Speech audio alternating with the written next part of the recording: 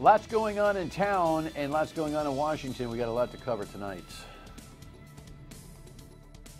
The Dan York State of Mind program is brought to you in part by Lookout Rhode Island and Takeo Comfort Solutions. Welcome in. Nice to have you aboard. We have a very smart guy on economics tonight, Professor John Friedman from Brown University, who did a year at the White House advising on things of the economy, is my guest. Obviously, Donald Trump's wheelhouse is economic issues, whether you like what he's doing or not, and we're going to talk about some of the things that he's trying to accomplish tonight. So welcome in. In the meantime, we've got a lot of things going on locally, so let's hustle to the rundown board and see what's happening. And obviously, a lot of the community is talking about this bust yesterday. Headline here, front page of the Journal, as it becomes a little bit more tabloid in nature, but it's selling newspapers. Corruption! And of course, Tim White knows all about this story because he's always in the middle of the coverage. Chairman of the House Finance Committee has pledged to plead guilty to 9 federal felony counts. As part of the plea deal, Gallison will most certainly face prison time. I'm kind of disturbed by that.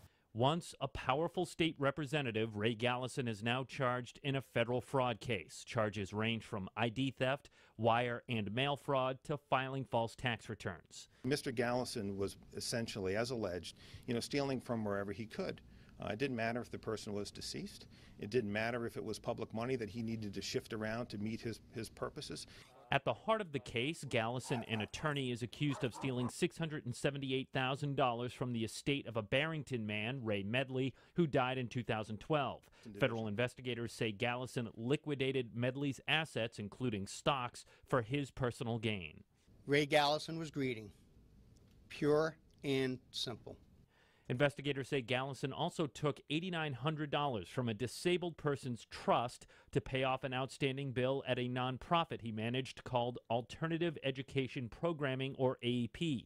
Gallison was a paid employee of AEP, which was funded almost entirely with tax dollars. It is at least ironic, that someone who engages in this level of financial fraud is the House Finance Chair. I mean, if that isn't sending up alarm bells to folks, it ought to. Gallison will serve at least 2 years in prison, but it could be more depending on what a judge decides. He was not at home when we paid a visit, and his attorney did not return our calls for comment. You know, I think is funny. Funny, ironic. Peter Nerona, the U.S. attorney, I think has been a terrific public servant and is legitimately exasperated about this kind of behavior. The Attorney General, Peter Kilmartin, is one of the hacks in state government. You know, shoulder to shoulder with these guys. And all he can come up with, for the most part, is that he was greedy. Greedy? Peter, is that the best you can do? Greedy? Look, the Speaker Mattiello ought to be making a speech, I hope he did, earlier this evening. You know, we tape in the afternoon, you see this at night, about behavior in the General Assembly, although there's not much you can say when this stuff's going on underneath your nose and you didn't know about it. Peter Palumbo recently jammed up, allegedly. John Carnevale allegedly jammed up. So you got a threesome of legislators, all now former, who are part of this embarrassment. You know, you can make a speech, you know, to behave better, and there's probably a couple legislators that are already scheming, you know, yawning through the speech, but the Speaker's got to get a hold of this place. And by the way, the talent pool, it's not that deep. It's not that deep in our General Assembly right now. Rough start. Joe Paolino is trying to do the right thing, it seems, but he got a real cold shower today. The former Providence mayor has an idea. He's purchased St. Joseph's Hospital, which is empty for the most part, and there's a chance that 300 people could be living in and out of there either full-time or transitionally.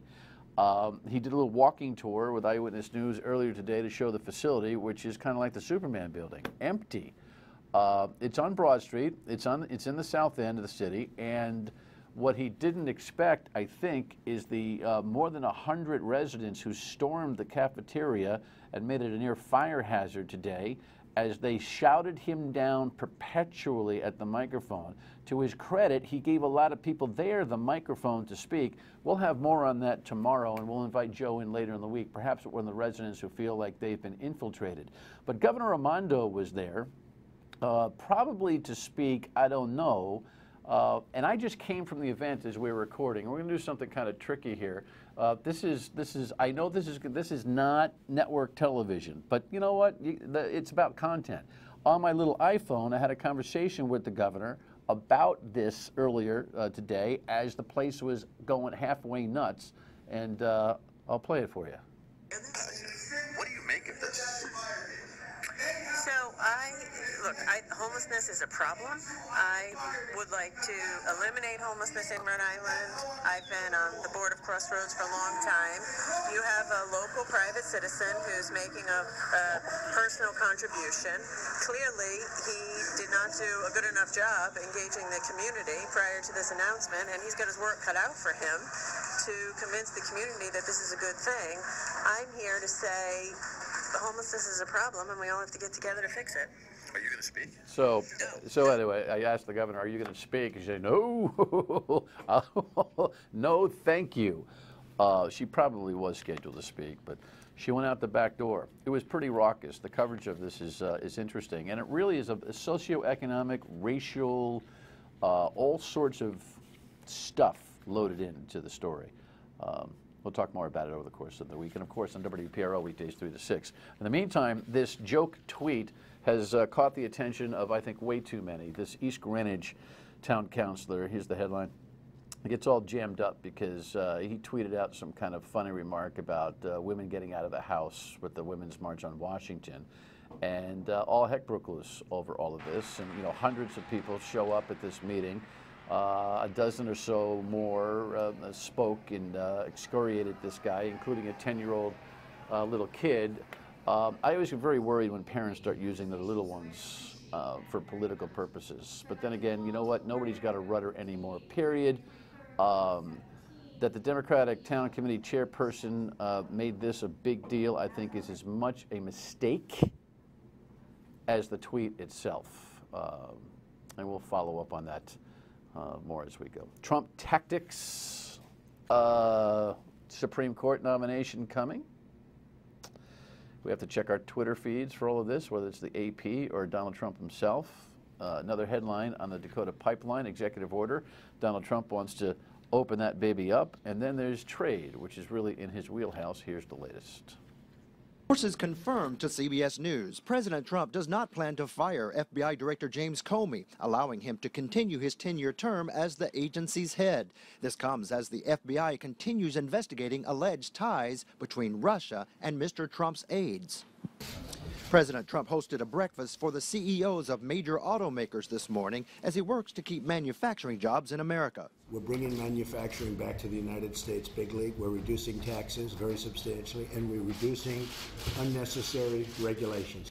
Earlier this morning, Mr. Trump tweeted, "I want new plants to be built here for cars sold here." And during the meeting, the president said he'd speed up environmental approvals so companies can build. I am, to a large extent, an environmentalist. I believe in it. But it's out of control. Generally speaking, we're going to be giving you your permits. So we're going to be very friendly. The meeting comes a day after President Trump pulled the U.S. out of the Trans-Pacific Partnership. Mr. Trump's aides say he wants to focus on bilateral trade deals and not multinational agreements. We appreciate the president's courage to walk away from a bad trade deal. So I think as an industry, we're excited about working together. TPP was a signature deal President Obama tried to pass, but the pact did not get an enthusiastic reception from both sides of Congress.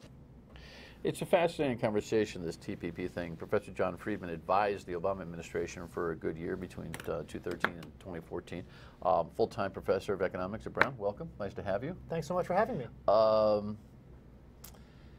Obama is, I'm sure, very disappointed that a lot of work on TPP is now down the dumper. Of course, Hillary Clinton didn't help him by arguing against it in the campaign. Politics is an interesting dynamic in all of this, isn't it? What's your take on him going in another direction? Well, I think what's really the sad part is that the United States is losing out on an opportunity for further economic growth, for increases in our exports, and for a role in taking a leadership in trade in the world. Credible, nonpartisan projections suggest that TPP would have added $130 billion to the national GDP over the next 15 years. That's like $1,000 per household that we're going to miss out on. And I think it's a big, complicated package. There are probably things in there that you could be a little bit unhappy about, but I think as a whole, trade deals are complicated, and you have to take the advantage when you have it. You know, the 12 or so countries that were involved in this, it's hard for the everyday person. I'm even struggling to try to explain what TPP was. So why not? I won't bother. I get what it is. I've studied it. I understand it. But you, give me a cliff note as the professor as to what TPP actually was trying to accomplish. Well, I think most people think of trade deals as reducing tariff barriers, and there's a little bit of that in there, but to a large extent, tariff barriers are already pretty low. And so what this deal was about was standardizing a lot of non-tariff regulations for trade, things like working conditions, environmental conditions, things that would actually make it easier for U.S. employers to compete because they don't have to worry if these provisions were effective in having firms in other countries undercut them by having poor environmental practices, for instance. Well, argue Donald Trump's point of view. I'm sure as a professor you can do that. You teach. What's he saying about it? Well, I think that there's no doubt that trade is not always good for everyone. There will be people as a result of TPP, if we had gone forward with it, that would lose their job. There were people who lost their job as a result of NAFTA. And so it's undeniable that trade is not just a panacea where everyone benefits always. But I think what the studies have shown over the years is that focusing only on those short-term disruptions loses sight of the longer-term goal. I think what the right approach is to embrace free trade, to encourage engagement with the rest of the world, while at the same time protecting and giving a boost up to workers who lost their job as a result of increased trade. And I think what's really sad is that there's a program called Trade Adjustment Assistance, which thankfully was renewed in 2015, actually as part of the Trade Promotion Authority, but Republicans have generally not been a big fan of this, claiming that it's inefficient subsidies and whatnot. But I think in the long run, these policies make sure that we have broad-based growth that benefits everybody. All right. When we come back, we're going to talk about some of the other things that are happening, including Obamacare being gutted. But let me just remind you that the Card Valley program is up and running now for Navigant Credit Union. It just makes this easier to help you bank. So now you'll have an app where you can check on everything that you've done in every account, everywhere, even quicker than the actual traditional online banking. It's all part of what Navigant Credit Union is doing for 2017 to make mobile banking easier. You got to check them out. Federally insured by the NCUA, of course, helping members enjoy life's journey since 1915. Check out Card Valet at Navigant Credit Union. Be right back with Professor Friedman. Stay with us. I think that the executive order is very confusing and that we really don't know yet what the impact will be until there's a secretary in place who can interpret the regulations or do the rulemaking to rescind regulations. It's very difficult to say what the impact of the executive order is going to be. So that's interesting. Senator Collins, talking about the Obamacare stuff. Look, in economics and a transition of power, we could go on all day about some really important things. The TPP thing is out the window. We'll see where the fallout is. We'll see what the replacement, if any, is. Of course, there's all sorts of tariff promises that President Trump is making on America, never mind foreign entities. Just one quick thought, though, that I want to throw in there. Do you believe, as a pretty high-level economic advisor told me yesterday, that China will fill the vacuum when TPP is dismantled? I think that's right. China is signing a lot of trade deals with other countries in Asia, with countries around the world, and it's not just that they're going to be a leader in terms of setting those environmental and worker protection standards. They're getting cheaper trade and we're not. And so I think by standing still, we're really losing out. Talk to me about Obamacare. There's a level of expertise that you bring to the table here on this thing, an executive order. One of the first three, more or less, mumbo jumbo, says, hey, listen, the agencies ought to do their best to take care of all the burdens of Obamacare. Relatively meaningless at this point, right? Well, I think that you're exactly right. There's very little specific that we can tell about what he's actually going to do from it. But I actually think that the worrying part is that it injects uncertainty into the marketplace. So everyone, not a surprise that reforming Obamacare is going to be a big priority of the Trump administration and of the Republican Congress. But I think it's very important that they actually have a plan in place in order to replace Obamacare before they tear it up. And what this does, even without necessarily changing any of the laws, it makes it so that people don't know what's going to happen. And that might mean premiums go up unnecessarily, people lose coverage unnecessarily. Just to give you an example, one of the things they might be able to do without any congressional authority is basically say it's okay if you don't have health insurance. And that starts the unraveling of the marketplace, where having a successful health marketplace requires having both sick people and healthy people. Well, there's a taxation issue there, right? So the IRS is whacking people at the early start now of Obamacare. We grew into it over the transition, but now if you're able to have health insurance and you choose not to, you have a tax penalty. That's right. So you're saying he could unwind that without new legislation? So the president has broad authority to set enforcement priorities. And so he could direct the IRS, for instance, to say, look, you still do have to have insurance, you still do have to pay a penalty, but if you don't, we're not really going to come after you. And that could lead to a big surge in people taking that. That would be a kind of a taxable economic anarchical environment, don't you think? I agree. I think in addition to unraveling the healthcare market, it sets the message that it's okay to not pay your taxes. And I think that, that's not a good thing. If you want to change the law, we should change the law. That's okay. But just saying that it's okay not to follow the rules, I don't think that's a good step forward. I think it's fascinating what's going on here. This is originally a Republican concept. Mitt Romney, the Republican governor of Massachusetts, was really kind of an author to the most similar state comparative plan.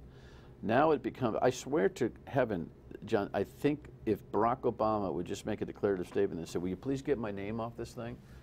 The politics of this thing would be a whole lot less intense, because some of the key components like pre-existing condition, security on that issue, and kids at 26 still being on the plan, I don't see how Republicans are going to extricate those two components from this plan. If they find a new interstate competitive environment that lessens the premiums, that could be a wonderful add-on, not a removal of, correct? I agree. I think there's no secret that there are parts of Obamacare which could be designed better. So you talk about the interstate competition. And that's President one Obama part. never denied that. Yeah, and I don't think that's a secret. And part of that came from the way that it was passed through Congress, and the fact that Scott Brown was elected from Massachusetts in 2010. But what we have seen over the last 6 years is that rather than work with the Democrats to try to improve what is already a market-based approach to healthcare, right? If you ask most Democrats what they would have wanted, it would have been a single-payer system. Right. But instead, the administration went with a plan that was developed by the Heritage Foundation, like libertarian Republican think tank in the 1990s, as an alternative to the Clintons' proposals. That was enacted by a Republican governor. The same advisors that advised Romney in Massachusetts were advising the administration in D.C. Quickly, do you agree with me that if Barack Obama just said, hey, look, let's call it the Affordable Care Act and stop calling it Obamacare, it would lessen the intensity? Or is that horse gone from the gate already? Yeah, I think it is true that if you poll how people think of Obamacare, and then you ask people how do you think of the Affordable Care Act, the Affordable Care Act does better. But I think at this point, this has become such a focal point of not just the president's campaign, but also Republicans at all levels of government, that they've really written a check that I worry that they're not going to be able to cash. Right. We come back. The professor's done some work on education and college and all that kind of stuff, and that with the 2-year free tuition conversation going on is timely. Stay with us. So I'm still catching up to this concept. You at Brown have worked with media on some concepts on the college conversation. Give me a quick update, and then we'll walk through some screens I haven't even seen. Sure. So we have a new research paper that tries to look at intergenerational mobility, I think a very important topic in America right now, for each college. So for instance, for Brown University, what we can do is we can say, what are the distribution of families, family incomes, that students come from to Brown University? And then, how do each of those students do once they leave Brown University in terms of income? Well, show me some slides, Kevin. Let the professor walk through. There's some concepts here, I guess, that, what does that mean? Some colleges have more students from the top 1% than the bottom 60. So one of the things we find is that, it's no surprise that elite private universities have more kids from rich families than poor families. That's no surprise. Right. But what it turns out is that at some schools, there are more kids from families in the top 1% of income, so that's families earning more than $500,000 a year, than there are from families in the bottom 60% of the income distribution. And what's good or bad about that? Well, I think it's really troubling that these schools have such focus on students from rich families. It really shuts down a potential pathway for kids from poor families to get up in the world. Colleges with most low and middle income, we have that slide too. Did we have some information there, right? Can we pop that up? Sure. So, so this is another. This is. Oh, that's the top one. Yeah, this is colleges that have the largest imbalance between students from the top 1% of families and the bottom 60% of families. So, for instance, Washington University in St. Louis is first there. 21% of their student body comes from the top 1% of families, and only 6% comes from the bottom 60%. That's pretty striking. Not a good number. So here it's kind of flipping it around and asking, what are colleges that enroll the highest percent of low and middle income students, yet still provide pretty good outcomes for their students? Wow, and you see, UCLA and MIT are on that list. That's right. And so here, this is, these numbers are not as high as at community colleges, but UCLA, they're enrolling 19%, almost 20% of students from the bottom 40% of the income distribution. And I got a couple of buddies who went to Vassar. Yeah, and I think they're kind of, curriculum snobs. Well, look, I think there are lots of different ways that schools use to. I'm kidding. Vassar, I mean, a lot of smart kids. Yeah, and I think that obviously, again, elite private schools are going to have more kids from rich families and poor families. Like that's just unfortunately how the world works. But it seems like some schools both just make harder efforts to get those talented low-income kids in the door, and then we also see in our data that things have changed at some schools but not others over the last 15 years. So where do we see all this data? Is there something else you want to show, Lex? What, no? What, okay.